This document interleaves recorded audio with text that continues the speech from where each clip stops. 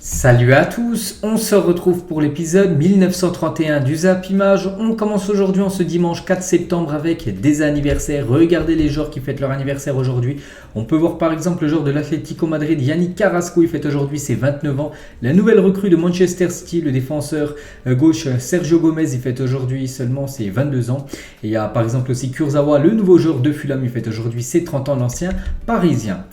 On va revenir sur le mercato qui s'est clôturé, c'était jeudi soir, donc aujourd'hui on est le 4 septembre et on va faire le bilan en gros de ce mercato et on peut voir que la première ligue sans surprise est le championnat qui a le plus dépensé lors du mercato et c'est un record les gars, record de transfert pour la première ligue parce que plus de 2 milliards 240 millions d'euros ont été déboursés par tous les clubs anglais cumulés et en gros c'est un record, jamais le championnat anglais, enfin les clubs anglais avaient déboursé autant d'argent sur une période de mercato estival, donc incroyable, hein.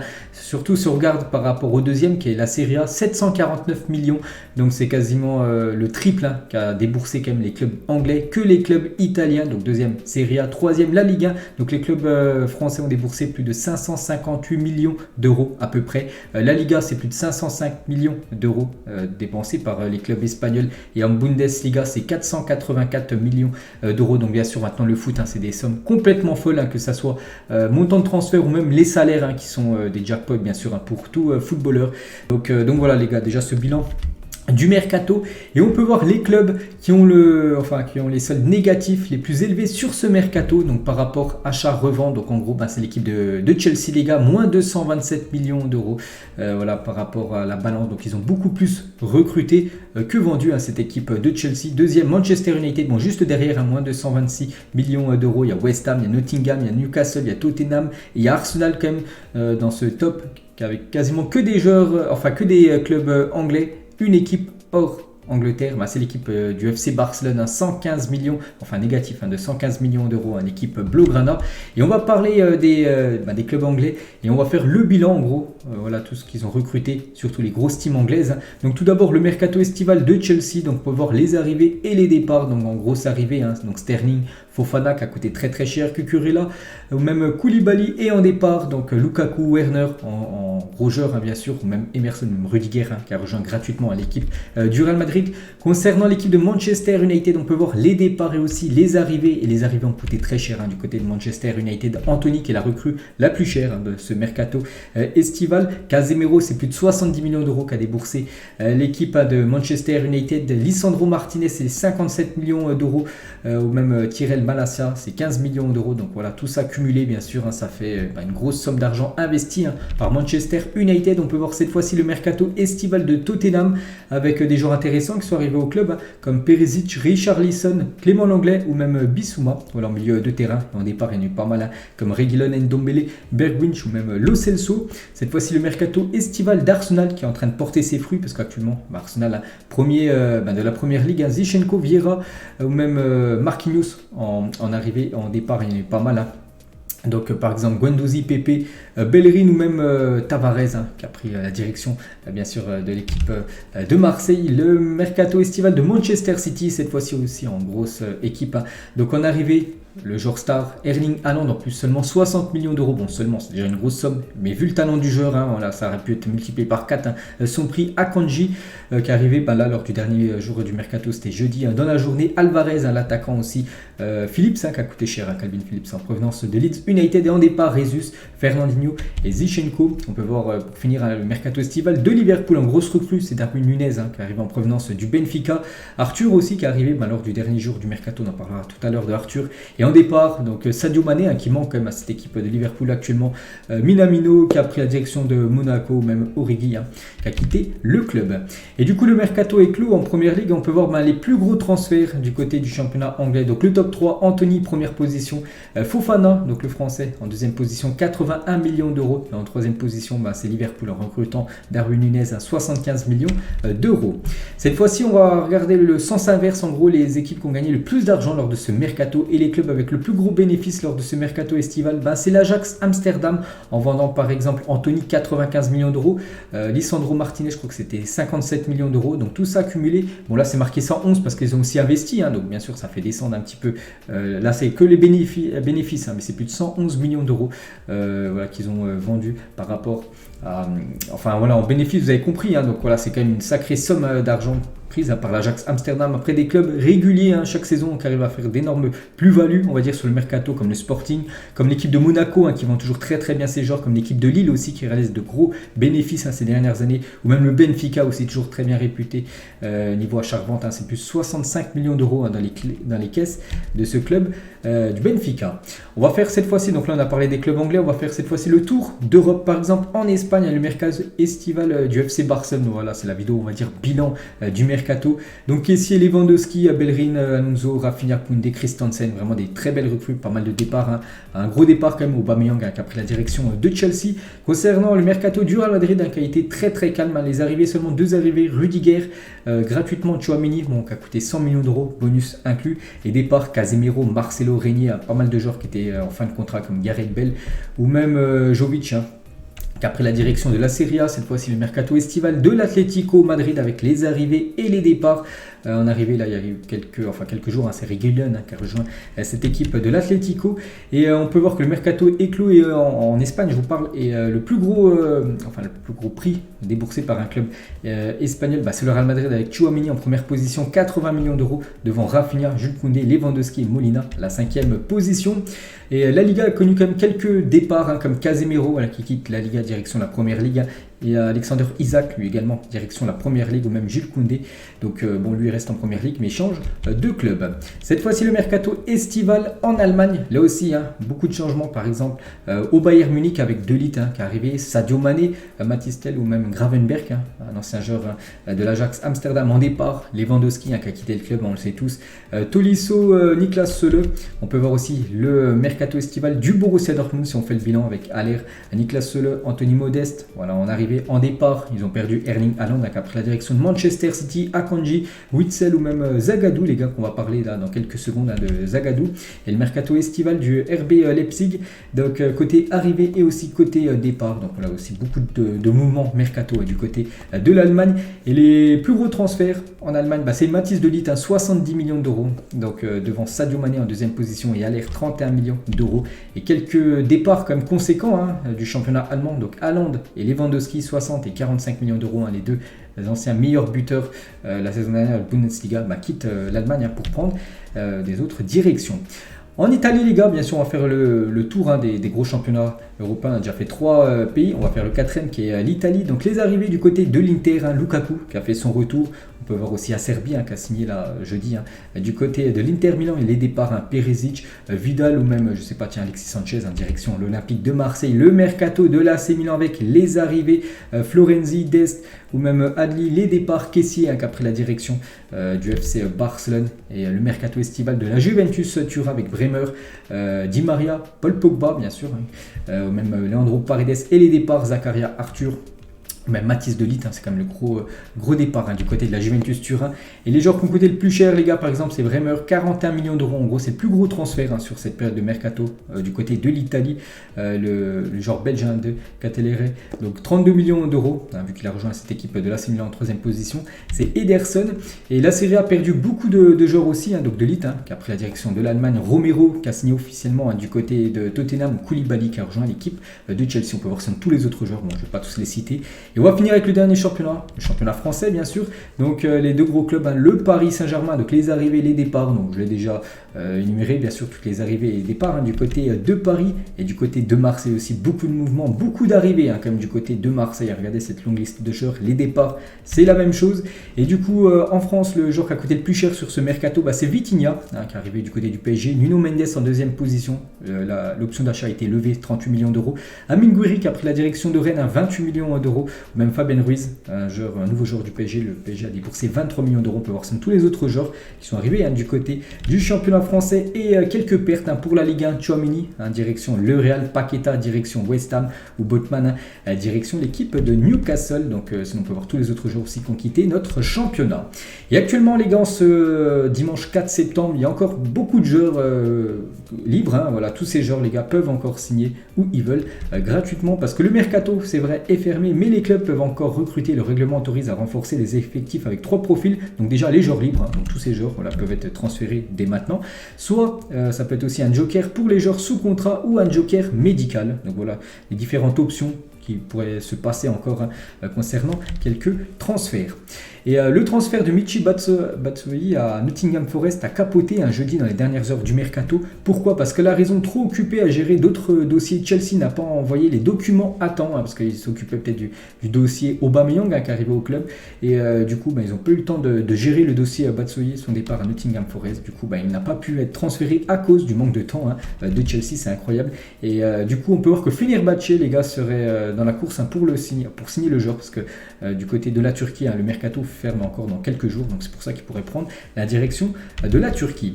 Et toujours avec les infos mercato, on va parler du PSG. Donc les relations entre Luis Campos et Antero Henrique se sont tendues du côté du PSG. La direction sportive du club reproche à Henrique d'avoir tardé à vendre des joueurs, ce qui a provoqué l'échec du dossier Skriniar. On sait que le PSG voulait absolument le défenseur slovaque, du coup ça s'est pas fait.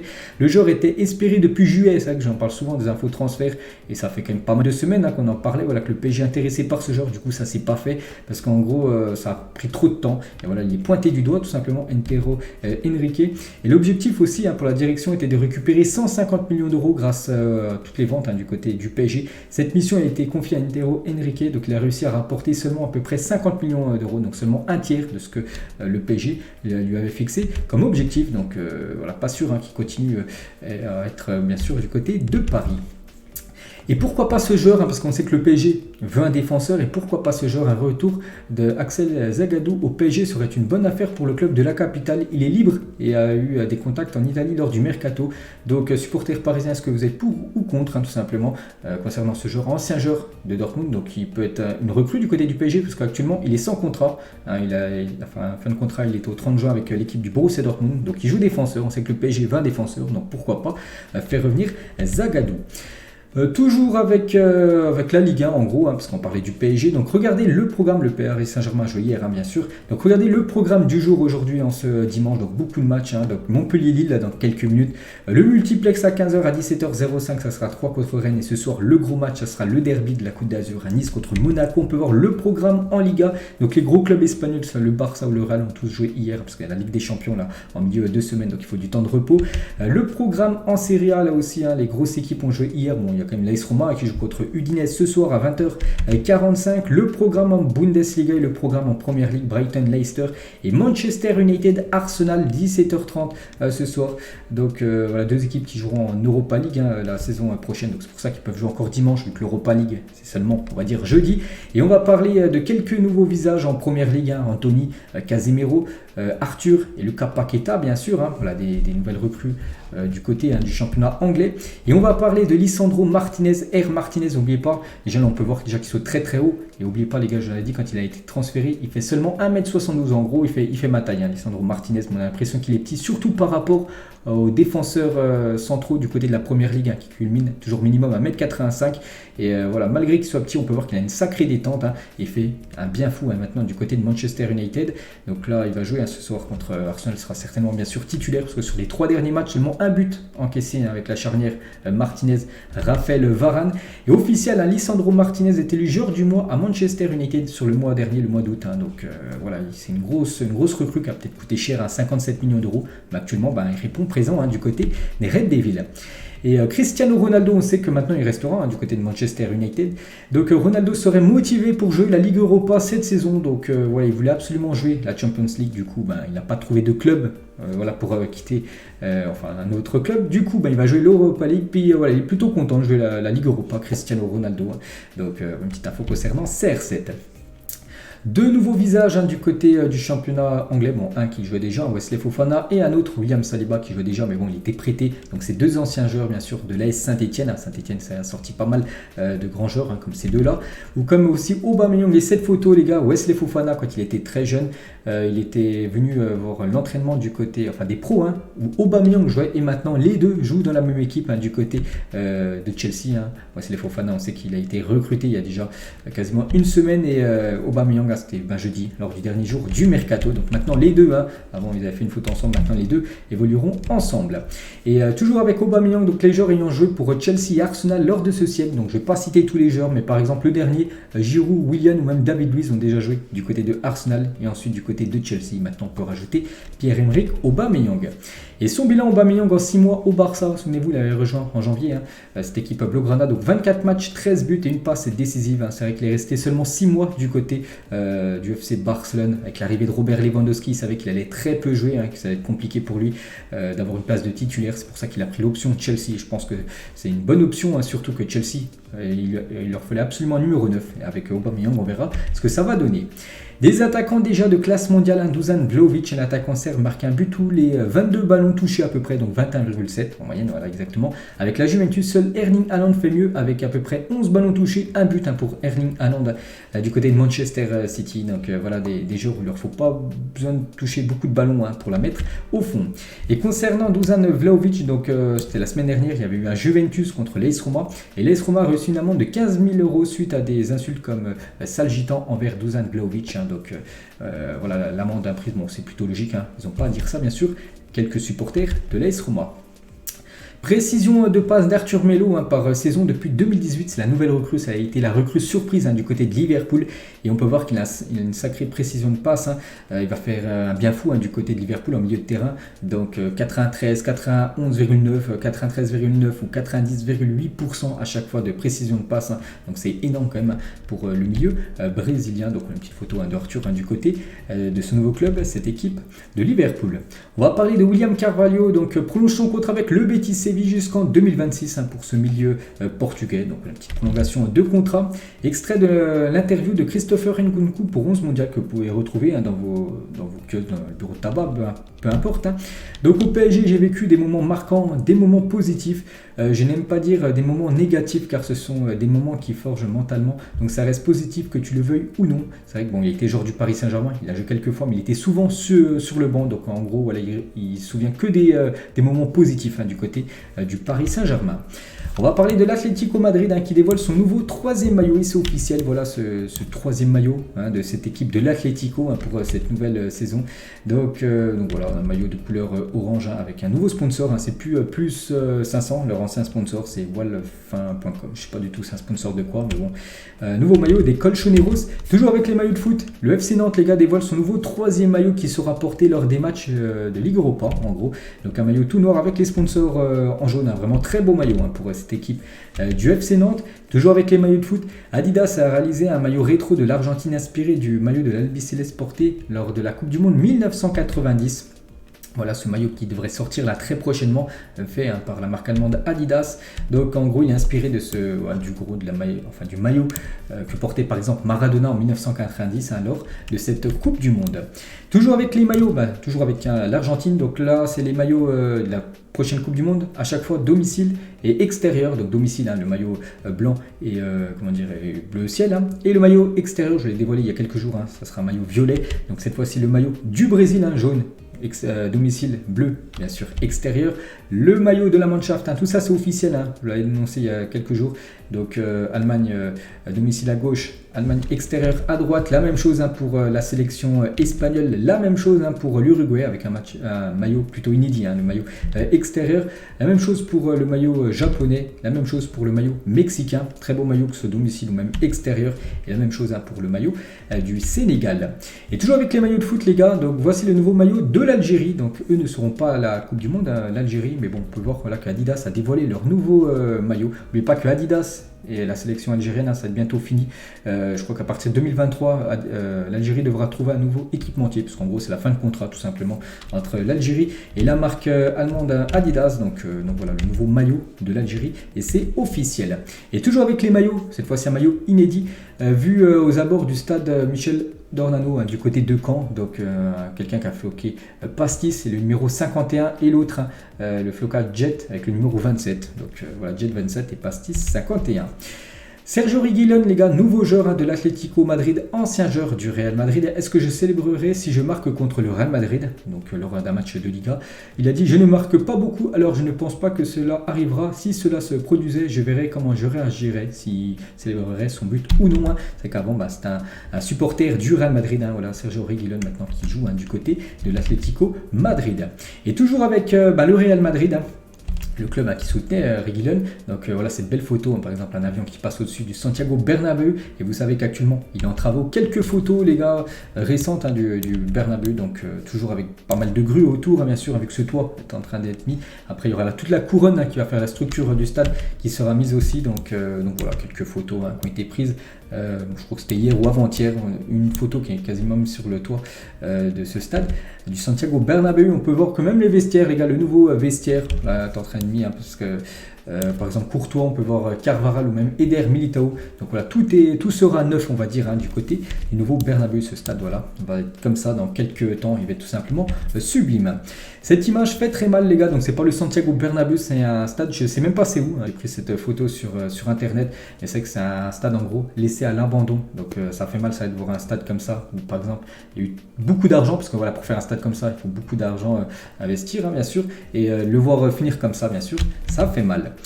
Donc on revient, les gars, sur le Real. Donc travaille les coups francs avec un mur qui réagit au coup de pied arrêté. Voilà, nouvelle génération pour les tireurs de coups francs maintenant. Donc plus besoin de mettre des personnes, des vraies personnes, on va dire, lors des entraînements pour faire le mur, parce que voilà, avec ce système, on va dire, le mur saute automatiquement. Donc voilà ce qu'il y a actuellement du côté du Real Madrid, à la pointe, on va dire, de la technologie. Toujours avec le Real Madrid qui a joué hier contre le Betis Séville, et le Real Madrid jouera 10 de ses 11 prochains matchs à Madrid. Donc hier c'était à Madrid, le prochain match c'est au Real, le prochain à l'extérieur c'est du côté de l'Atlético Madrid, donc à Madrid. Ensuite il y aura Retafe qui est dans la banlieue de Madrid, il y aura Elche qui sera le seul match en dehors de Madrid, et ensuite il y aura le Rayo Vallecano, le déplacement, je vous parle à chaque fois, et là aussi ça c'est dans la banlieue de Madrid. Donc en gros jusqu'au 9 novembre prochain, le Real Madrid va quasiment jouer, à part un match, tous ces matchs en gros dans la banlieue ou à Madrid, du côté du Santiago Bernabéu. Toujours avec le Real, chaque joueur de l'équipe première du Real a reçu 900 000 euros bruts, soit environ 450 000 euros net, pour avoir remporté les 3 titres la saison dernière: la Ligue des Champions, la Liga et la Supercoupe d'Espagne, parce que la Supercoupe d'Europe compte pour cette saison-là.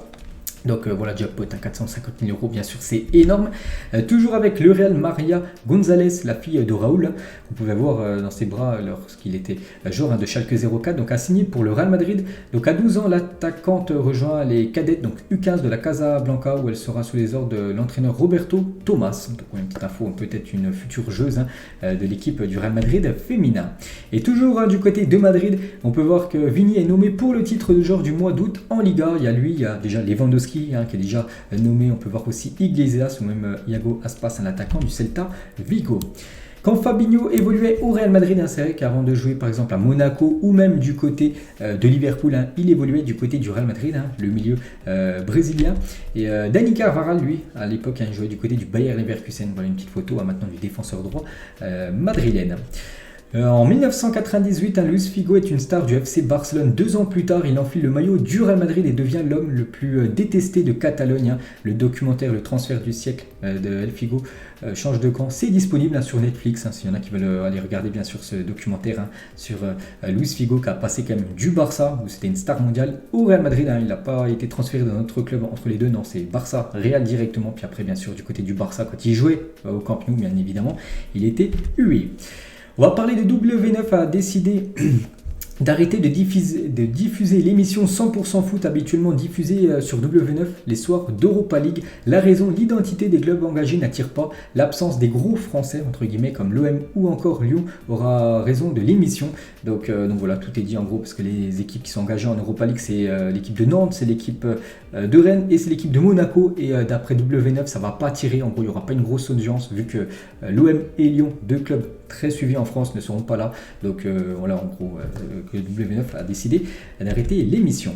On va parler de la sélection marocaine. On sait que Vaïd Halilhodžić, depuis quasiment 2 semaines, il a été licencié. Et du coup, on connaît enfin le nouveau coach, le nouveau sélectionneur du Maroc, c'est Walid Regragui qui était le grand favori pour prendre ce poste. C'est l'ancien coach du Wydad Casablanca qui a remporté la dernière Ligue des Champions africaine. Il a dit il n'y a aucune différence entre Ahmed Allah et Ziyech ou Hakimi. Je veux les meilleurs joueurs tant qu'ils sont marocains. Même si tu joues en Australie et que tu veux défendre ton pays, tu es le bienvenu. Donc un retour d'Hakim Ziyech en sélection. N'oubliez pas qu'Hakim Ziyech ne voulait pas revenir tant que c'était Vaïd Halilhodžić, sélectionneur, vu que c'est plus Vaïd le sélectionneur. Voilà, ça sent bon pour voir Hakim Ziyech au Qatar dans quelques semaines. Et Amin Harit, les gars, lui aussi qui sera certainement convoqué pour jouer à cette future Coupe du Monde. On n'est pas bien ensemble. Il a mis ce tweet le 1er septembre 2021, donc quasiment un an jour pour jour. Et quelqu'un lui a dit je t'aime, voilà. S'il te plaît, dribble tout le monde, c'est mon rêve. J'en ai marre des mecs qui font des passes parce qu'Amin Harit, on sait que c'est un très bon dribbleur. Il y en a un qui lui a dit voilà, continue à dribbler. On aime bien voir le football, le spectacle et pas trop le football en passe. Plusieurs tirs ont visé le siège de la fédération turque ce jeudi, donc là il y a quelques jours, personne n'a été blessé. Les auteurs des coups de feu ont pris la fuite à bord d'un véhicule, donc une petite info en provenance de Turquie. Des nouvelles de Ryan Giggs, le jury n'a pas réussi à s'entendre sur un verdict dans le procès pour violence conjugale de Ryan Giggs. Le Gallois est ressorti libre, un nouveau procès est envisagé parce qu'en gros il est au tribunal parce qu'il aurait tapé sa femme ou son ex-femme, je ne sais pas s'ils sont encore ensemble, et du coup c'est pour ça qu'il est au tribunal, c'est pour ça qu'il a dû arrêter d'être sélectionneur du Pays de Galles, et du coup voilà, il est ressorti libre, mais il pourra avoir une nouvelle audience. James Rodriguez, il a dit en termes de qualité, la Liga est meilleure que la Première Ligue. Donc voilà ce que dit l'ancien joueur de l'AS Monaco. Robert, j'échange ma sœur pour ton autographe. Voilà des supporters du FC Barcelone. En gros, qu'attendait Robert Lewandowski. Voulait absolument un autographe de Robert Lewandowski. Il était prêt même à échanger sa sœur contre un autographe de la star polonaise. On va parler de Liverpool qui avait prévu depuis longtemps de recruter Bruno Guimaraes, encore à Lyon, à l'époque cet été, quand le Brésilien était proche de Newcastle l'hiver dernier. Et du coup, il a rejoint Newcastle.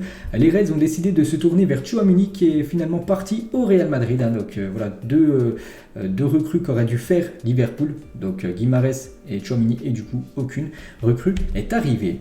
Épaulé par plusieurs associés dont LeBron James et Drake, le fonds d'investissement RedBird Capital Partners va racheter l'AC Milan et c'est officiel les gars, voilà, officiel, l'AC Milan est vendu à RedBird Capital pour plus de 1,2 milliard d'euros. Voilà, en gros, l'AC Milan change de propriétaire, en gros, voilà, c'est ce groupe maintenant, je ne connais pas du tout, qui est le nouveau propriétaire de cette équipe de Milan, et LeBron James, donc un basketteur très connu, donc il a déjà des parts du côté de Liverpool, il a des parts dans le club, et il a maintenant des parts dans le club de l'AC Milan, la star de basket. Ibrahimovic, les gars, donc joueur de l'AC Milan, enfin actuellement il est blessé, les Français sont réputés pour leur arrogance et il me qualifie d'arrogant, donc je dis qu'ils auraient dû être fiers parce que je représentais parfaitement la France à l'époque quand il jouait du côté du Paris Saint-Germain. Les dieux du foot, les gars, deux légendes, bien sûr, Maradona avec Pelé qui est un guitariste peut-être, oui, ça va peut-être faire de la guitare bien sûr. Qui se souvient les gars de ce moment, donc ce moment où Sampaoli, l'ancien coach de l'Argentine, avait demandé quoi faire comme changement à Messi pendant la Coupe du Monde 2018. Sampaoli il a dit qu'est-ce que je fais en parlant à Léo Messi, je fais rentrer Kun Agüero, donc voilà, incroyable bien sûr, il n'avait pas pu prendre les décisions lui-même, il avait dû demander l'avis à Léo Messi. Il y a 5 ans, jour pour jour, l'OM allait à Monaco en alignant ce 11. C'est vrai que voilà, tous ces joueurs maintenant, ils ont tous quitté cette équipe de Marseille. Pourtant, ça fait seulement 5 ans, il aurait pu en rester un ou deux. Non, tout le monde a quitté le club. Mandanda, par exemple, a quitté le club pendant ce mercato. Amavi a été le dernier, c'est jeudi. Il a pris la direction de l'équipe de Retafe en Liga.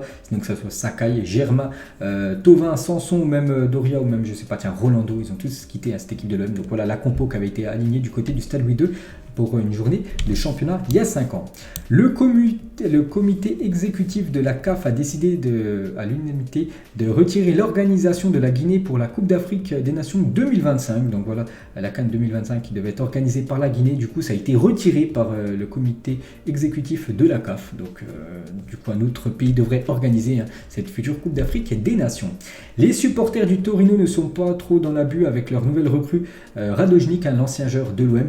Donc en gros, regarde comment il l'appelle maintenant. Il l'appelle Maradojnik par rapport à Maradona, qui fait des bonnes prestations avec ce nouveau club du Torino. Le roi Sané, lorsqu'on lui demande qui est le meilleur joueur avec qui il a joué, il a dit David Silva, c'est un joueur incroyable. Et puis sa façon de conduire le ballon, il est fantastique. Ce joueur tellement sous-coté, bien sûr. Le joueur David Silva qui a fait une immense carrière du côté de Manchester City. Je crois que maintenant il est toujours footballeur. Je crois qu'il joue actuellement du côté de la Real Sociedad. Didier Drogba, il a dit je n'ai aucune honte à dire que j'ai pleuré quand José Mourinho nous a dit au revoir. Je lui dois tout. J'ai senti une douleur comme si j'avais perdu un père. J'ai pleuré ce jour-là et j'ai de nouveau pleuré depuis. Voilà ce que dit Drogba. Grande amitié avec José Mourinho, qu'il avait eu sous ses ordres à l'époque du côté de Chelsea. Et Mourinho par rapport à Didier Drogba, je ne vais pas dire que c'est mon joueur préféré parce que j'ai entraîné beaucoup de joueurs spéciaux, mais si je devais en choisir un, peut-être que je choisirais Didier. Donc voilà l'immense respect bien sûr entre ces deux très grands champions. Et toujours avec Mourinho maintenant coach de l'AS Roma, étudiez dur, devenez médecin, ingénieur ou enseignant, ce sont ceux dont le monde a besoin. N'idolâtrez pas les footballeurs, certains d'entre eux sont des purs déchets. Donc après il n'a pas cité de nom, il dit qu'il y en a bien sûr, c'est des joueurs avec des très mauvais fonds on va dire. Voilà les propos de Mourinho.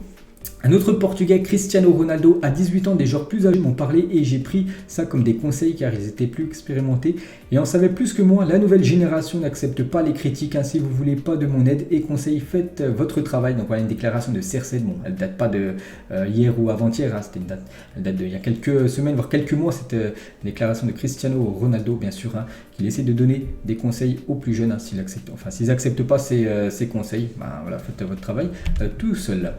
Twitter, les gars, des fois Twitter fait mal, par exemple par rapport au Paris Saint-Germain. Donc c'est la photo officielle, on va dire, du Bayern Munich avec plein d'écussons et on peut voir à chaque fois la Ligue des Champions remportée juste le Paris Saint-Germain où c'est Sadio Mané. Il n'y a pas de Ligue des Champions remportée toujours par l'équipe du PSG. Donc voilà, petit pic bien sûr qu'on a pu voir sur Twitter. Reece James et Kabilem, donc ce TikToker très célèbre bien sûr avec le défenseur droit anglais Reece James. La pureté du geste de Thierry Henry extérieur, je ne sais pas si vous avez une passe ou un tir, je pense que c'était plus une passe, légendaire bien sûr. Thierry Henry, si vous deviez en choisir un seul, lequel est le plus talentueux entre ces deux immenses légendes du côté du Bayern, Arjen Robben et Franck Ribéry, je sais pas, ils étaient tellement complémentaires. Je mettrais comme Franck Ribéry, les gars. Pour moi, je pense qu'il est plus talentueux que Robben, mais bon, Robben, bien évidemment, c'est un immense champion. Et Robben, les gars, il a dit Pep Guardiola est un fou de football. Une fois, il m'a appelé à 2h du matin pour parler tactique. C'est le meilleur entraîneur du monde. Il est tellement dévoué dans son rôle d'entraîneur. Donc maintenant, il fait les beaux jours, on le sait, du côté de Manchester City. Regardez les notes des joueurs du Barça sur FIFA 23. Donc actuellement, on est le 4 septembre, mais pas que le prochain FIFA 23. En magasin, Carrefour, tout ça, il sortira le 30 septembre prochain, donc en gros fin du mois. Et on peut voir que c'est Lewandowski qui aura la plus haute note en tant que joueur du Barça, 91 de notes pour Robert Lewandowski. Donc Depay, il aura 85, Dembélé 83, c'est peu quand même pour Dembélé, qui aurait mérité au moins 86, vu ce qu'il monte quand même depuis pas mal de temps. De Jong 87, Koundé 84, ou tiens, Rafinha, la nouvelle recrue, 83. Cette fois-ci, les notes des joueurs du Real Madrid, les gars, pour ce prochain FIFA 23. Donc Benzema, une note de 91, la même note que Lewandowski. Vini 86, Toni Kroos 88, Rudiger 87, la nouvelle recrue en provenance de Chelsea, ou même Thibaut Courtois 90, ça c'est amplement mérité pour le gardien belge. Et on finit les gars cet épisode toujours avec FIFA et voici les 10 joueurs les mieux notés du prochain FIFA. Donc là il n'y a pas que le Barça avec le Real, il y a tous ces joueurs, en gros c'est les 10 joueurs les mieux notés du prochain FIFA. On peut voir le joueur le mieux noté, bon ils sont quand même pas mal à 91, mais les plus belles notes ça reste quand même pour Kylian Mbappé avec 91 de note générale, mais 97 de vitesse sur 99, c'est énorme pour Kylian, 92 de dribble, même 89 de tir.